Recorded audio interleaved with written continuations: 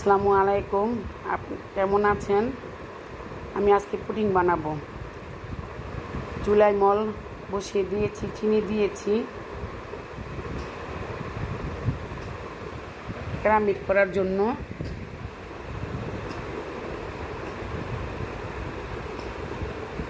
ক্যারামেলটা হয়ে গেলে আমি নামিয়ে ফেলবো। পাউরুটি কেটে নিব।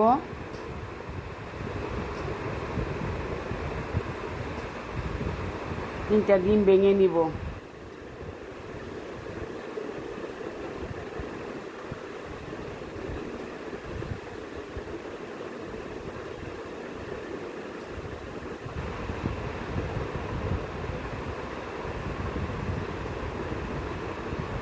চিনি দিয়ে দিব, তারপরে ব্লেন্ডারে ঢেলে দিব।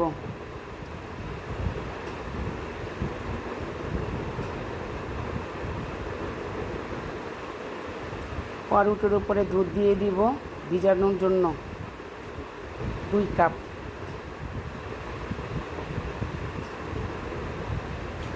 ব্লেন্ডার হয়ে গেছে, ডিম চিনি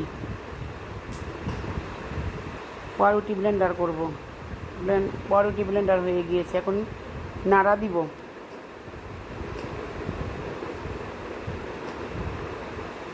এখন আমি চুলায় বসিয়ে দিব।